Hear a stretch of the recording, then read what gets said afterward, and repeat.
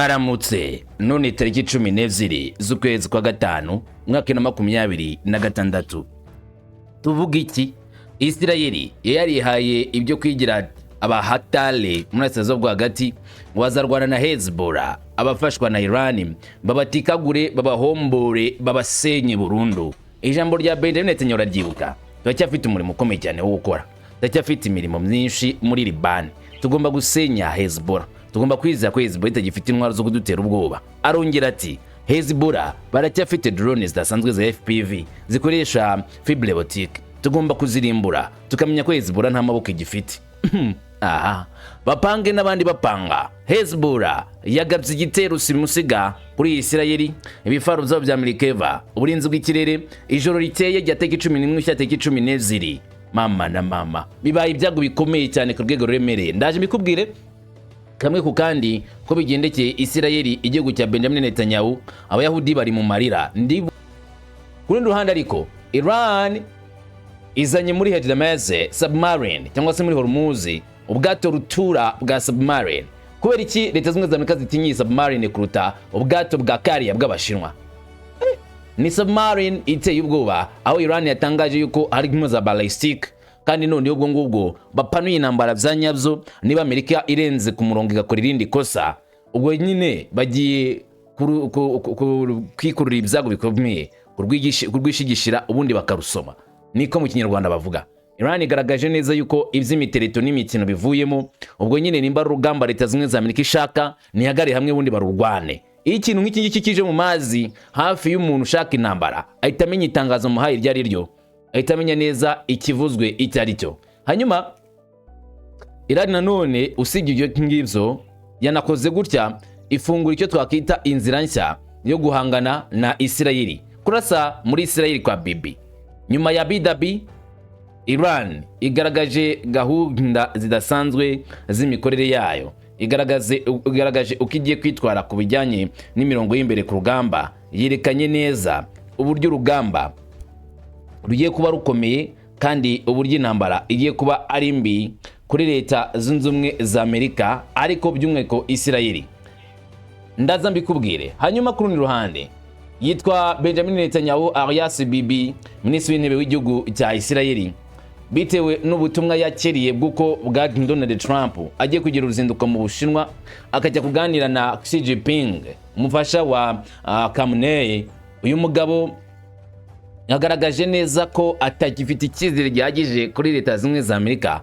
Akoresha inama rukokoma i Yerusalemu. Ni inama yigiwemo byinshi bikomeye ngo tugiye kuza tubikurikira kamwe ku kandi. Yenda umuhungu wa Kamanzi w'Uruwande ngo ikaze ngo tuyane ku musozo nk'imisanzwe ngo tumenye ikiri kuvugwa ni giki, ibijya mbere ni biki, ese biraza kurangira bite. Tuyane ku musozo nk'ibisanzwe. Ikaze.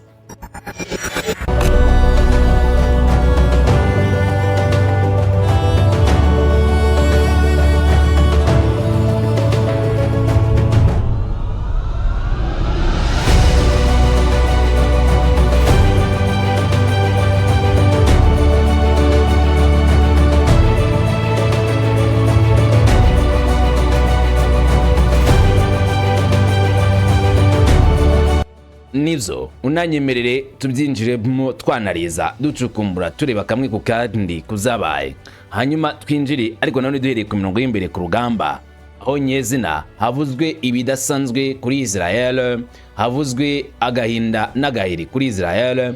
Batari bazi ko byabagendekera gutya, bitaga abahanga kandi koko nisabimiraga nk'abantu bakomeye. Ikibuga cy'intambara ari indege za pilote ziri hejuru y'umupaka w'amajyaruguru ya Isirayeli, harimo kubera ibi byinshi cyane uko bukeye nuko bwije.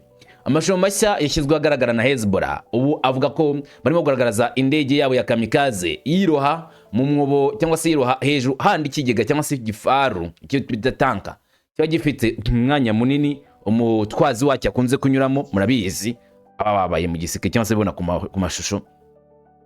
Drone ya kamikaze yamanutse neza inyura muri ya mwanya unyuramo umutwazi w'igifaru no hagati muri Merkava tank, igifaru cya Isirayeli. Ubundi imanukiramo rwa byatari iraturitse byanyazo. Ibyo byabereye mu majyepfo ya Liban, bitera iturika rikomeye ryabaye iturika ridasanzwe ndetse agapfiramo umusirikari nubwo yese ngo bigize ibanga. Amashusho yatangajwe na Hezbollah agaragaza ko igitero cyagabwe n'indege z'ubwiyahuzi yagurukaga hejuru y'iki gifaru mbere yo kurwa mu gice cyose kugwa kuri iki gice cy'iki gifaru cya Merkava.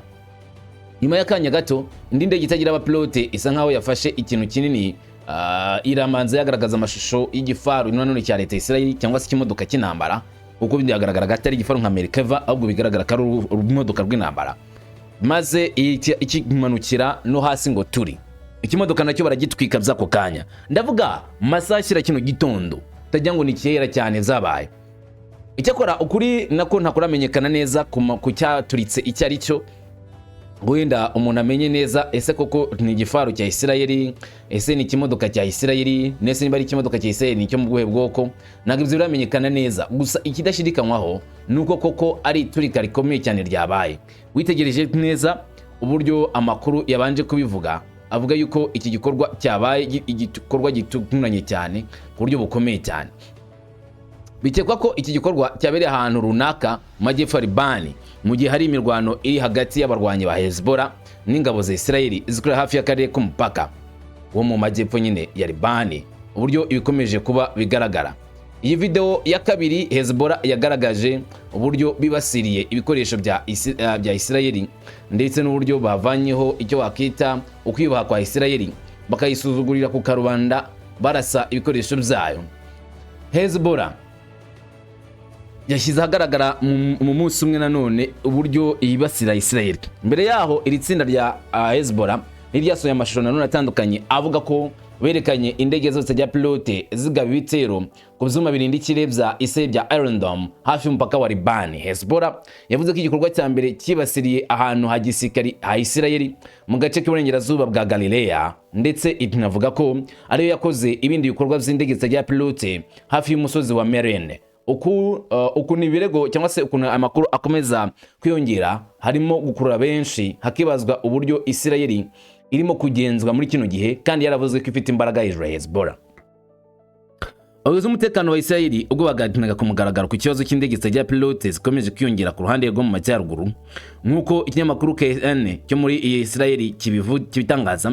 Igisirikare cya Israel cyakoresheje uburyo bushya bwo kurasa ibintu mu buryo bw'ikoranabuhanga hamwe n'ibikoresho byinshi bigezweho byo kureba mu ijoro ibizwi nka night visions, bakamenya ni igiki cyiza kibasatira. Gusa ariko ngo ntibajye bamenya neza uburyo izi ndege zigenda ku muvuduko mwinshi zabasha gufatwa. Raporo yagaragaje by'umwihariko impungenge zikomeje kwiyongera ku bijyanye n'indege za pilote za fiber optic cyangwa se fiber optic zikorera hafi y'umupaka wa Libani na Israel kandi zateye ibyago bikomeye.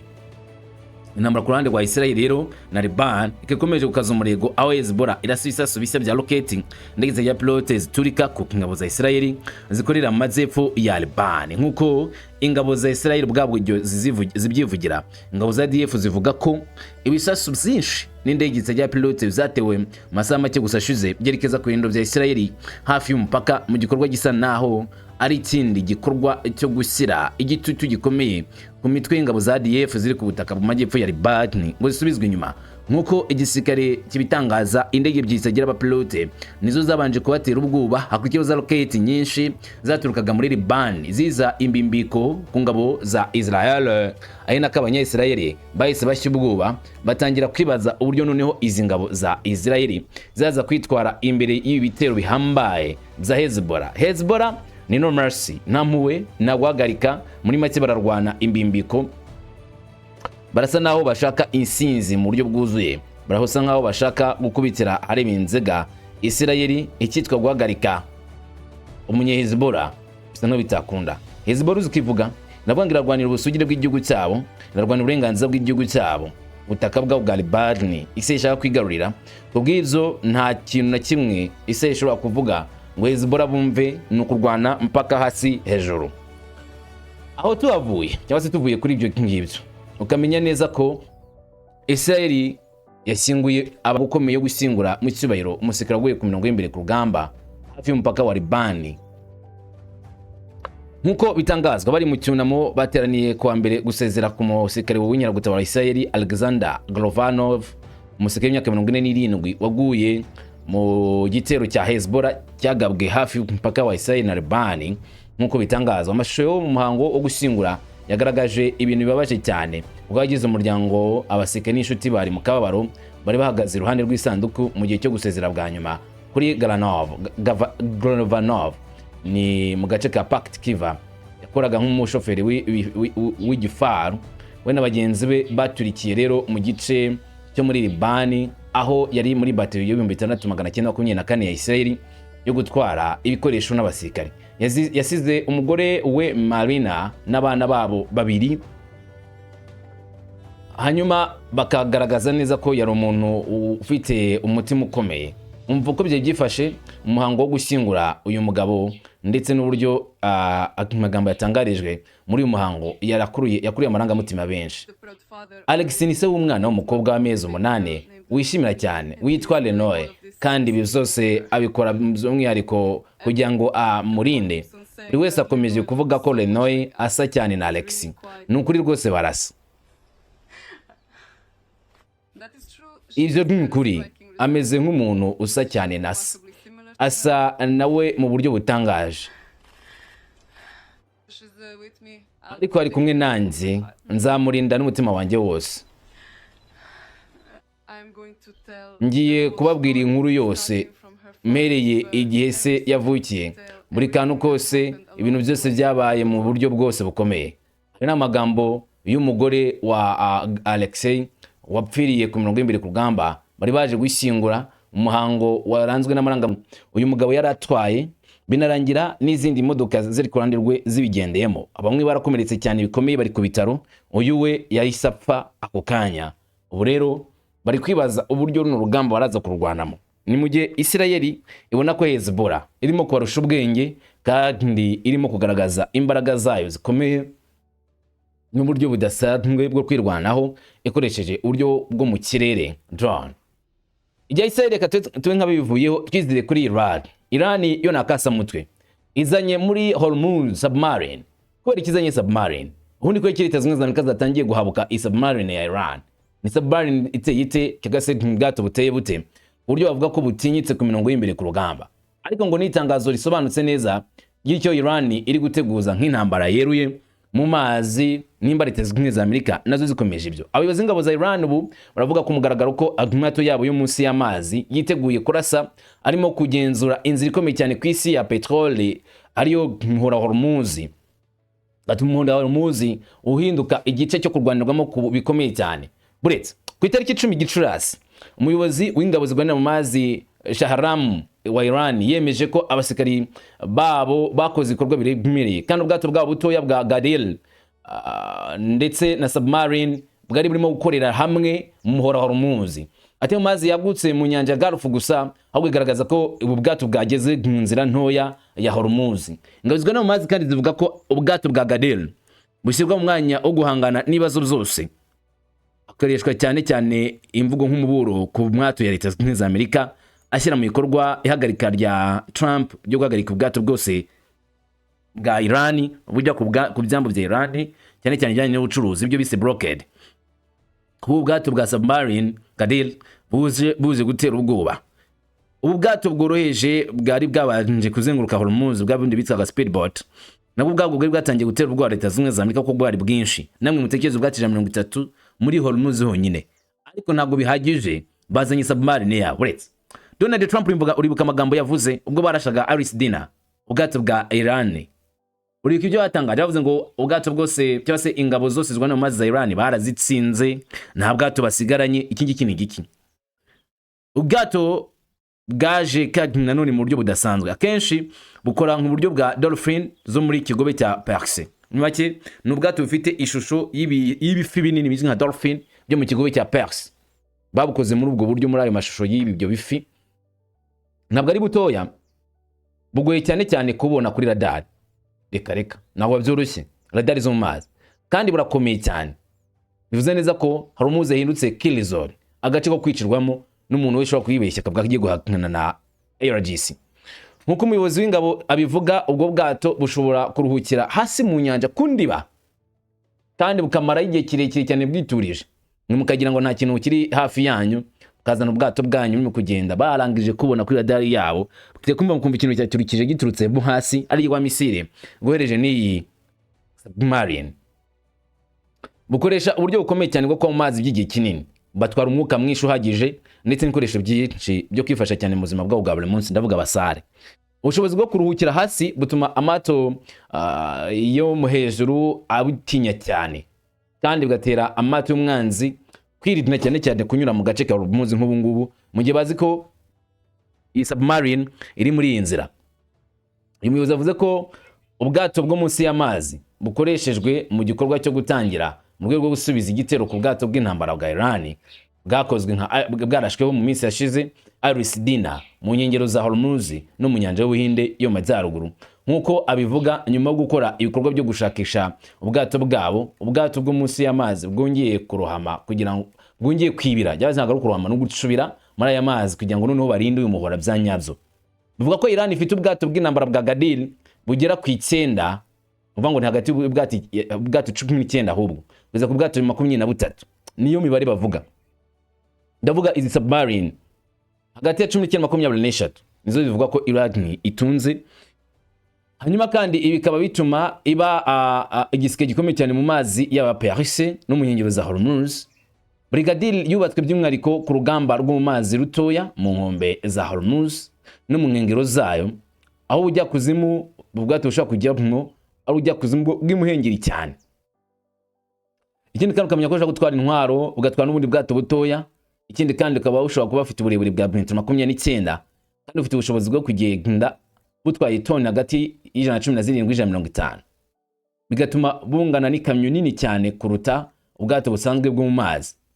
Bukoresha moteri zikoresha mazutu kandi zagenewe gukoresha ijwi rito cyane, bigatuma zivanga n'urusaku rw'amato mato agenda anyura hejuru y'inyanja. Muri make iyo bashaka kujijisha ubu bwato bwa Gadil buca munsi y'amazi bufite ijwi ritoya, hejuru yabwo bazana ubundi bwato bwabo butoya bwa speedboat, ku buryo wowe ushobora kujya urwo rusaku rukumva rwa speedboat ntumenye ko munsi y'amazi harimo ikindi kintu, ijwi ntuzabuvumbure. Isuzuma ry'ibanga ritangwa igihe gikomeye cyane, bavuga yuko ubwato ushobora kumara iminsi 50 mu irondo iyo bahawe akazi kandi bugakingirwa neza ku nkombe za Iraq. Bivuga ko itsinda risanzwe ry'abakozi rigizwe n'abakozi bagera kuri 7, ari byo tsinda rito cyane ishobora kugenda muri ubwo bwato mu gihe barimo nyine kugenzura ku irondo, bashobora gushyiramo abakozi 7 bonyine muri buri bwato bwa Gadil. Hanyuma igishushanyo mbonera kibanze gishingiye nanone ku bwato bw'intambara bwa Korea y'Amajyaruguru bwa Yono, bwahinduwe kandi bugahitinirwa kugira ngo buhuze n'amazi n'amayeri ya Iran. Isosiyete zicuruza ibintu muri Iran zikunze kuvuga ko Gadil ishobora kwibira vuba cyane ivuye ku cyambu mu masegonda ajya kuri 30, ugahita uyibura neza. Nyuma bwari buri hejuru ku mazi yegereye ubutaka ku cyambu, amasegonda 30 yonyine bushoka bwibye hasi, uburyo guhita ubona hejuru babigoya cyane. Kandi bivuze ngo kwibira bivuze ngo ibisasu bisanzwe ntabwo bipfa gushobora kurasa ubwato nk'ubu ngubu mu buryo bworoshye. Buri Gadil ifite imiyoboro 2 ya torpedo ya milimetero 533 ikagabanya umuvuduko wose w'ubwato, kandi itera imbaraga nyinshi, twavuga ngo ku rugero rukomeye mu guhangana n'ubundi bwato. Bivuga ko iyo barashe ibisasu bwo mu bwoko bwa Iran Hut ndetse na Valfajir birwanya ubundi bwato ngenzi yabo. Harimo kandi ibindi bikoresho byihuta cyane byagenewe gufunga intera imbere iyo babonye ko harimo ikibazo, bahita bohereza ibikoresho imbere bagahita byibasira bya nyabyo by'ako kanya. Iran kandi yagerageje ibisasu bya Jask 2 birwanya ubwato byaturutse mu bwato bwa Gadil uri munsi y'amazi. Yongero kandi uburyo bwo kubirasa mu ibanga, uretse gutera torpedo mu buryo butaziguye, uretse ibitero bitaziguye, amato ya Gadil ashobora gushyira ibisasu byo mu mazi mu ibanga munsi mu nzira z'amato. Ndavuga bya bimine biterekwa munsi y'amato yose bitegwa mu mazi, kuko ntago ari ubwato busakuza, si ubwato bupfa kuboneka, kandi bufite abakomanda benshi bafite uburyo bagenda bagahita besitara ibyo bisasu munsi y'amazi, mwebwe mukazanyura bibaturikana mutazi uburyo byagezemo. Ibizana ihungabana ry'umutekano rero kurusha ibindi byose muri kano karere. Raporo zimwe na zimwe zivuga ko izi Gadil ishobora gutwara systeme zo kurinda ikirere zigendanwa kugira ngo zikoreshwe iyo zishyizwe hejuru, nubwo ikibazo cyazo gikomeye kiri munsi y'imiraba. Muri make izi Gadil ishobora gukoreshwa mu buryo bwo kurinda ikirere mu mazi, iyo bazigije hejuru zikasa nk'izireremba hejuru y'amazi ku buryo usanga ubona igice kimwe cyabwo zitari munsi rwagati. Hanyuma bakaba barinda ikirere, zifite uburyo bita bazamura za misile guhangana n'ivyo biguruka hejuru y'amazi, nubwo ariko ngo uruhare rwayo runini se umurimo wayo udasanzwe wibera munsi y'amazi. Gadil ni ubwato butinywa cyane na Leta Zunze Ubumwe za Amerika. Yego ngize ni Leta Zunze Ubumwe za Amerika zitinya iki gikoresho cya Iran kuruta ubwato bwa leta y'Ubushinwa buzi nka China's Carrier. Urujya n'uruza rw'abantu benshi mu muhora Hormuz rwakomeje gushaka kugenzurwa na Leta Zunze Ubumwe za Amerika. Gusa ubwato bunini butwara petrol n'ibindi byose byagiye bivuga ko bigomba kurindwa na Leta Zunze Ubumwe za Amerika. Gusa kuva Gadil yavuga ko igeze mu mazi, Leta Zunze Ubumwe za Amerika zatangiye kuvuga yuko noneho Iran ishaka ibidasanzwe. Ubu bikoresho byinshi byo kurwanya ubwato bwo mu mazi byo mu Burengerazuba byubatswe mu minsi yashize byaza mu mazi afunguye ya Oman byatangiye gushya ubwoba byo kuba bakongera kwerekeza mu kigo cya abaperasi muhora Hormuz mu gihe bazi ko munsi yabo harimo buno bwato bwa Gadil. Iran irimo gukoresha nkana ubwo buryo bwo kutumvikana n'abikoresheje imiterere y'ibigaragara muri kara karere mu buryo bukomeye cyane bwo guhangana na Leta Zunze Ubumwe za Amerika, ari gushyira ibirombe cyangwa se zamine mu mazi, anuguzana ubwo bwato bwabo n'ubwato butoya mu rwego rwo gukomeza guhangana mu buryo budasanzwe na Leta Zunze Ubumwe za Amerika. Gusa hari umuburo wabanje guhabwa Leta Zunze Ubumwe za Amerika. RGC yatanze umuburo ukomeye ku bitero byose bishobora kugabwa ku mato y'ibikomoka kuri petrol n'ubundi bwato bwose bw'intambara bwa Iran, maze RGC iteguza Leta Zunze Ubumwe za Amerika ko niba bakoze igikorwa nk'icyo ngicyo nta kabuza Iran izahita yihorera mu buryo bukomeye kandi buteye inkeke, igahita irwana na Leta Zunze Ubumwe za Amerika mu buryo bwuzuye. Hanyuma rero Iran yafunguye inzira nshya yo kurasa Bibi cyangwa se kurasa Isirayeli niba nta gihindutse. Nimba Isirayeli yifuje kuza guhangana na Iran bakenyere kandi bakomeze, Iran nayo yarabiteguye. Baravuga ko bafite gahunda yo guhangana na Isirayeli mu bundi buryo ibyo benshi batigeze batekereza mbere, nizo Iran iri gupanga. Nyuma y'iminsi myinshi hari amakuru avuga ku bisasu n'indege zijya pilote n'ubusamirane bwa gisirikari bikomeje kwiyongera mu kigobe cy'abaperasi. Iran yatangiye urugamba rushya mu guhangana na UAE. Ibi kubera ko UAE ifite insano ya hafi na Israel na Amerika, yagiye ifata ingamba zo guhashya bimwe mu bikoresho bya Iran n'imigambi ifitanye isano n'ubutegetsi bw'abazioniste, ndetse nk'abashyigikiye cyane cyane ibikorwa bya Israel Leta Zunze Ubumwe za Amerika byo guhangana n'igihugu cya Iran.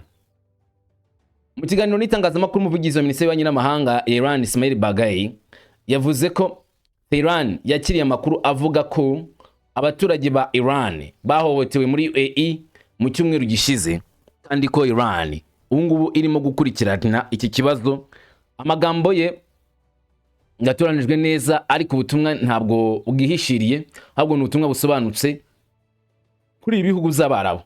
Mu gihe bavuga ko abanya-Iran abaturage ba Iran muri no bihugu batamerewe neza, Iran ikubikurikirana. Yagize ati, tuzi ko abaturage bacu bahohoterwa muri Emirats z'Abarabu mu cyumweru gishize.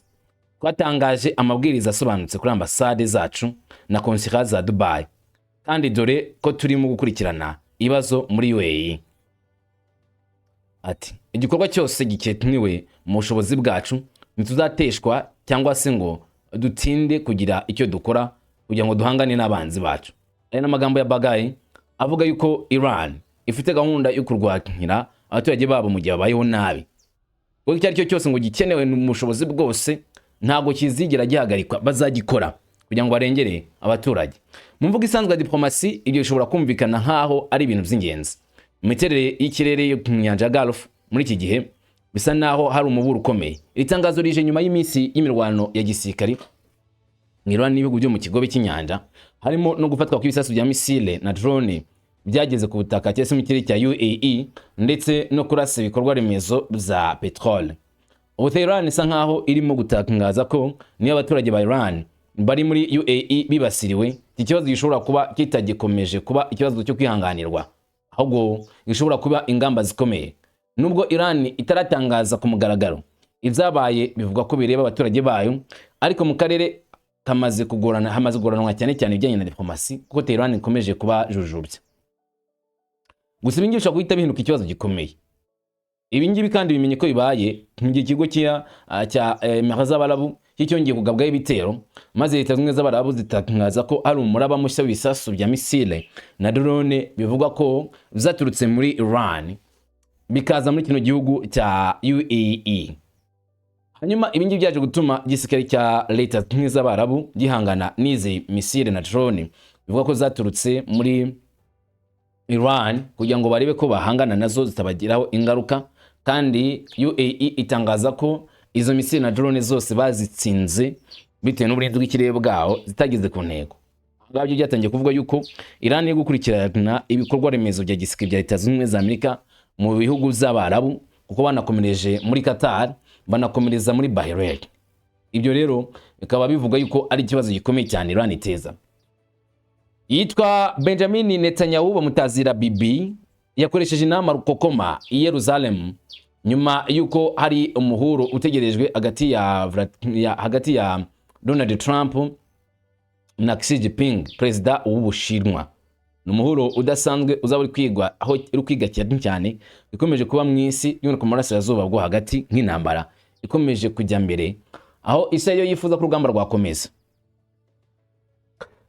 Israeli, Minisitiri w'Intebe Benjamin Netanyahu yakoresheje inama idasanzwe ku wa 11 i Yerusalem, aho inama y'umutekano yateraniye. Iyi nama yabaye mu gihe Perezida wa Leta Zunze Ubumwe za Amerika Donald Trump yanze igisubizo none cya Iran ku mugambi we wo guhagarika intambara mu gihe ikomeje kuba. Byabaye kandi iminsi mike mbere yuko Trump asura Ubushinwa, azakora urugendo azakora ku munsi w'ejo tariki 13 akazageza tariki 15 ari mu Bushinwa, aho biteganijwe ko azahura na perezida w'Ubushinwa Xi Jinping.